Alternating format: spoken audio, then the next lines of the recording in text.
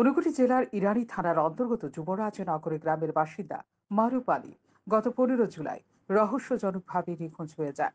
মারুফ আলী পেশায় একজন ঠিকাদার। দীর্ঘ খোঁজাখুঁজির পর মারুফ আলীকে কোথাও না পেয়ে তার পরিবারের লোকজনেরা মামলা দায়ের করে ইরানি থানায়। গত 15 জুলাই সকালে মারুফ আলী তার গাড়ি চালক মহিম উদ্দিন এবং ভাইয়ের ছেলে আজিউল আহমেদ ও জীবন দাসকে সঙ্গে নিয়ে ধর্মনগর মহকুমায় একটি ব্যাংক অ্যাকাউন্ট থেকে 50 লক্ষ টাকা উইথড্রল করে।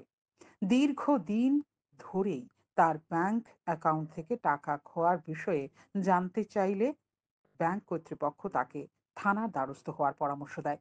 মারুফ আলীর যে ব্যাংক অ্যাকাউন্ট থেকে দীর্ঘদিন ধরে টাকা খোয়া যাচ্ছে, সেই অ্যাকাউন্টের এটিএম চুরি করে অনবরত টাকা হাফিজ করে নিচ্ছিল মারুফের সঙ্গে থাকা গাড়ির চালক মহিউদ্দিন, ভাইয়ের ছেলে হাজিউল আহমেদ, জীবন দাস এবং আকাশ নামের একটি যুবক।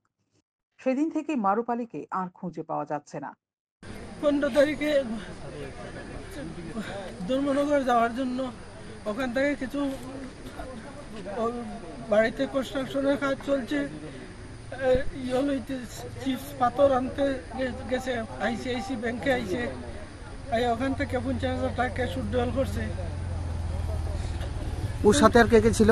ওর সাথে ছিল জীবন দাস আর ওই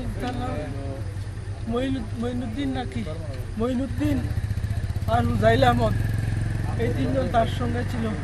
কখন অনুমানিক 2:30-3টায় বাইর হয়েছে অ্যাক্সিস ব্যাংক থাকিয়া, আইসিআইসি ব্যাংক থাকিয়া টাকা উইথড্রল করিয়া বাইর হইয়া ধর্মনগর গেছে।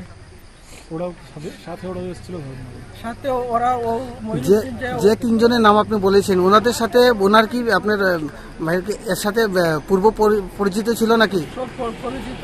মঈনুদ্দিন যে তার বাসায় সবসময় থাকতো, কাম কাজ করতো তার বাড়িতে স্ত্রী নাই, সবসময় ঘরে কোনো সময় ভাত টাত রান্না করে খাওয়াইতো, রাত্রেও তার কানে থাকতো। আর ওই জীবন দাসও তার সঙ্গে যাতায়াত ছিল, সবসময় যাইতে আর হুজাইল আহমদ তো আমার বাতিজা, আপন বাতিজা। বাতিজাও ছিল সেই মৃত্যুকাণ্ডে জড়িত ছিল। পুলিশ গ্রেফতার করেছে।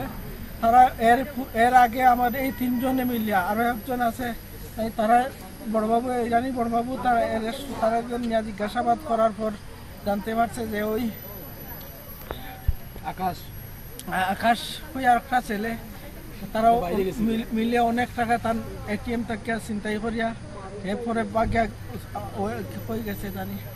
অভিযুক্তদের বিরুদ্ধে ইরানি থানায় মামলা দায়ের করা হলে পুলিশ অভিযুক্তদের হেফাজতে নিয়ে নেয়। এই ঘটনার সঙ্গে আরো 2 অভিযুক্তের নাম উঠে আসে। তারা হলো শামীম মোল্লা এবং নিশবা আলী। এই 2 অভিযুক্তকেও জালে তুলে নেয় পুলিশ। শুরু করে তদন্ত। পানিসাগর থানার অন্তর্গত জলাবাসা দামছড়া প্রধান সড়কের লাগোয়া ভাল্লুকছড়া স্থিত সড়কের একটি কালভার্টের ভেতর থেকে শেষ পর্যন্ত মারুফ আলীর মৃতদেহ উদ্ধার করে পুলিশ। মৃতদেহ উদ্ধারের খবর পেয়ে ঘটনাস্থলে পৌঁছায় কৈলাসহর মহকুমা পুলিশ আধিকারিক জয়ন্ত কর্মকার, পানিসাগর মহকুমা পুলিশ আধিকারিক সৌম্য দেববর্মা সহ প্রশাসনের অন্যান্য আধিকারিকেরা। এখানে জিডি এন্ট্রি পেয়েছে 20 তারিখে, যেটা জিডি এন্ট্রি ছিল ওই মিসিং গাড়ির রেফারেন্সে এসডিপিও কৈলাসহর এন্ড ওনার টিম ওরা একিউজদের সাথে খুঁজতে খুঁজতে ওরা একজন লোকের সন্ধানে ওরা নর্থ ডিস্ট্রিক্টে এসছেন। আসার পর এখানে পানিসাগর পিএস এবং দামছড়া পিএসের মাঝামাঝি একটা জায়গা আছে বাল্লুকছড়া, এখানে একটা স্পটে এই একুশরা ওরা নাকি কনফেস করেছে। ওরা বডিটা এখানে ওরা ডিকম্পোজ করে, মানে এখানে ওরা ডিসপোজ করেছে বডিটা। তো ওটার ইয়েতে আমরা সব ফর্মালিটি এখানে অ্যারেঞ্জ করার পর এখানে ডক্টরের টিম, এফএসএল টিম এবং এক্সিকিউটিভ ম্যাজিস্ট্রেট সব এখানে গেল, টিম গিয়ে এখানে ওরা মানে এখানে ইএমের যে ম্যানেজমেন্টটা আছে ওরা অ্যাজ পার ল এখানে ওরা অ্যারেঞ্জমেন্ট করছে এবং লিগাল সব ফর্মালিটিস ওরা। মারুফ আলীকে হত্যা করার ঘটনায় অভিযুক্তদের কঠোর শাস্তি দেওয়ার দাবি উঠল এলাকাবাসীর তরফে। শান্তন